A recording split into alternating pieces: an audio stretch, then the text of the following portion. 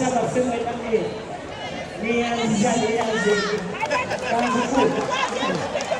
nazoka nyongeza kuzili zote.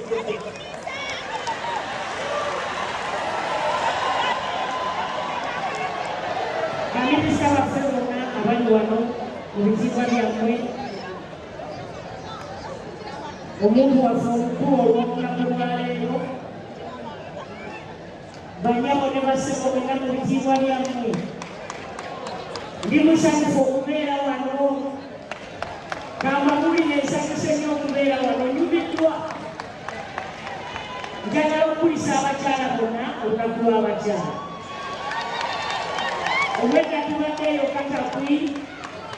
mu disitulikiti y'e Katakwi ebisagiza etteeso nakugambye nja kujja besiiwa namugambye nja kujja nakubye essimu nga twakayise 10 nga ssaawa zigenda mu emu ne mugamba keetonye kakwake nzija basebo ne banyabo njagala ffenna twegatte wamu tusiime mayinja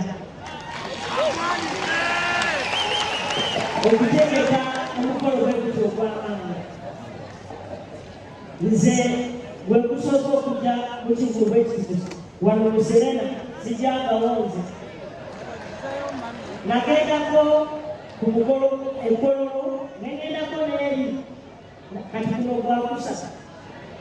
bukyanga mbeera prime minister kuno gwakusasa omukolo gyenangagenda naye ekiro mulamuka mulyumibwa mulimu nankikonomi temwerabira mirembe gino gye givudde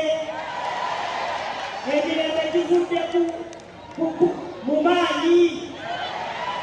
naye njagala onatuusako okulamusa omuweekitiibwa pulezidenti tubadde naye obwedda tuli teso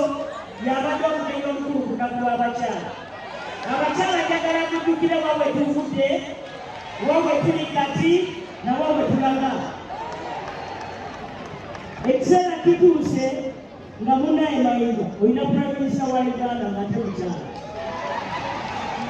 Nabbanja Robinah the first female prime minister of the Republic of Uganda mukyala aseererawo prime minister wa Uganda omukyala asoose muli naye wano ensi eno egenze ekula abakyala edda nga babeera mu kiyungu eyo nga bakola mirimu ebiri kigekyo byamufuuma nakolaki abakyala naye maama abakazi ennaku zino babamaanyi Mayinja namwe mwena abali wano muleke tuweerere abaana buli nakuweereza ensakoyo n'owaayo okuwadde sijja kyogera kubanga munaye nga bwe mumanyi prime minister njagala okusiima n'olwala omukolo nga guno ojja kudda amazima gali nkooye mbadde sobola kuluma Mayinja kubanga naye tayiwa njagala okusiima okutegeka omukolo bwe guti njagala okusiima okwagala gavumenti mwagale gavumenti ebaweereze neyaziza neyaze ekyesagalako balina kudde munyumirwe mukyagale oba obudde bukolawo kukya bukole ki naye ekyaliwo wano ekyanyumirwa balete ebayirawe ono mukulu Kasolo Haruna minisita waffe mu minisitule y'ebyensimbi avunaanyizibwa ku microfinance esente zemuwulira zino ez'ebyoga yazivunaanyizibwako bamuzeeko